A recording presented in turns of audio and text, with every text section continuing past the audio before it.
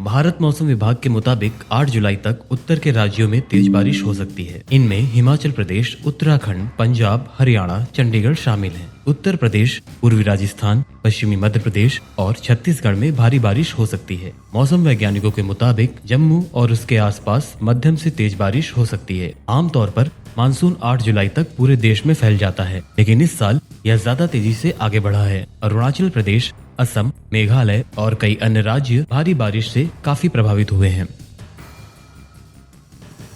UP में भारी बारिश का अलर्ट जारी किया गया है। मौसम विभाग का अनुमान है कि पूरे प्रदेश में मध्यम से भारी बारिश होगी। तराई वाले जिले पीलीभीत, बलरामपुर, श्रावस्ती, बहराइच, लखीमपुर खीरी, सीतापुर, रामपुर, बरेली, शाहजहांपुर और आसपास के इलाकों में किसानों को खास सावधानी बरतने को कहा गया है। मौसम विभाग ने कुछ जगह बिजली गिरने की आशंका को देखते हुए अलर्ट जारी किया है। Intellectual property office of New Zealand में भारत के बासमती को ट्रेडमार्क का दर्जा देने से इनकार कर दिया है।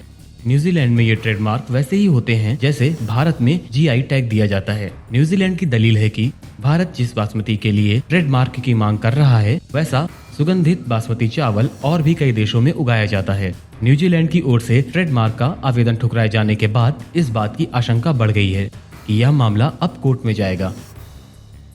कृषि एक्सपर्ट ने पशुपालकों को साइलेज चारा देने को आसान और गुणकारी बताया है। इसे बनाने के लिए सबसे पहले मक्के की फसल को दूधिया दाने की अवस्था में भुट्टे सहित काट लिया जाता है और पीस लिया जाता है। फिर इस पिसे हुए चारे को इनक्यूलेंट से उपचारित करके मशीनों की सहायता से अच्छी तरह दबाया जाता है। 21 से 30 दिनों में साइलेज तैयार हो जाता है। साइलेज आधुनिक मशीनों से बनाया जाता है, जिन्हें बेलर कहा जाता है। मशीन से तैयार साइलेज की क्वालिटी बेहतर होती है। इसे खिलाने से जानवरों की रोग प्रतिरोधक क्षमता भी बढ़ती है। साथ ही दूध का फैट बढ़ने से बाजार में दूध की अच्छी कीमत भी मिलती है।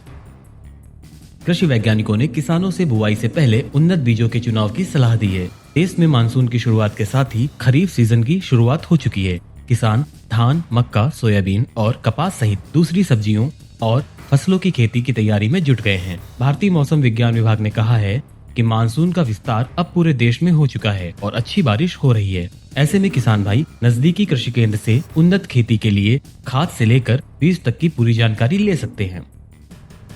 यूपी की सभी राशन की दुकानों में ई-पॉस डिवाइसेस के इंस्टॉलेशन और ऑटोमेशन के बाद इनकी रेगुलर मॉनिटरिंग के लिए एक खास सॉफ्टवेयर की मदद ली जाएगी। काम शुरू हो गया है। इससे घटतौली और कालाबाजारी पर रोक लग सकेगी। खाद्य और नागरिक आपूर्ति विभाग इसके लिए फ्रेमवर्क और ट्रेनिंग प्रक्रिया को जल्द पूरा करेगा।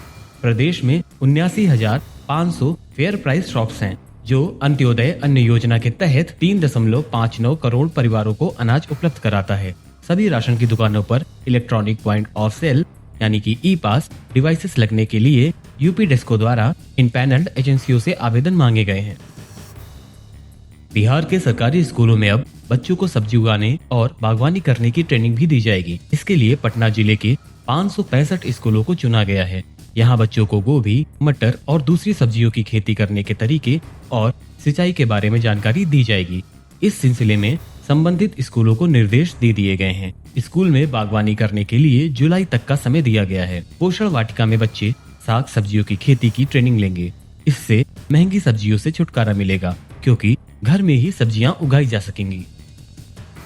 केंद्रीय चारागाह और चारा अनुसंधान संस्थान के वैज्ञानिकों ने मवेशियों की दुग्ध उत्पादन क्षमता में इजाफा करने वाले चारे की नई प्रजातियों को विकसित किया है। यूपी और एमपी के बुंदेलखंड इलाके में फोल्डर क्रॉप्स की उपज के लिए अनुकूल परिस्थितियां पाई जाती हैं। ऐसे में ग्रासलैंड के वैज्ञानिकों ने बरसीम और जई की किस्मों को लगातार उन्नत करते हुए मवेशियों के लिए अब तक की सबसे लाभकारी किस्मों को विकसित किया है। हाइब्रिड बरसीम और जई किसानों के उत्साहजनक परिणाम मिलने पर अब बड़ी कंपनियों ने ग्रासलैंड से हाइब्रिड बरसीम और जई के बीज को खरीदने का करार किया है।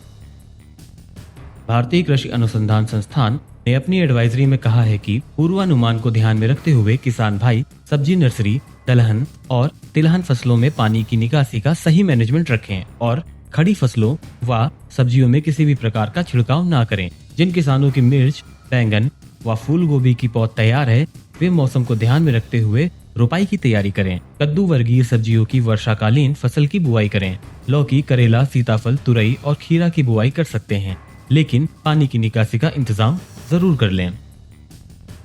हाथरस सत्संग में हुई भगदड़ मामले की जांच अंतिम दौर में पहुंच चुकी है। जांच के लिए गठित एसआईटी इस सिलसिले में कई लोगों से पूछताछ कर चुकी है। प्रदेश सरकार ने पहले ही साफ कर दिया है कि इस मामले में दोषियों के खिलाफ कड़ी कार्रवाई की जाएगी। मामले की गंभीरता को देखते हुए सरकार ने एडीजी आगरा और कमिश्नर अलीगढ़ के नेतृत्व में टीम गठित कर 24 घंटे में दुर्घटना के कारणों की जांच रिपोर्ट देने को कहा था। 2 जुलाई को हाथरस में भोले बाबा के नाम से मशहूर नारायण साकार हरि के सत्संग में भगदड़ मच गई थी।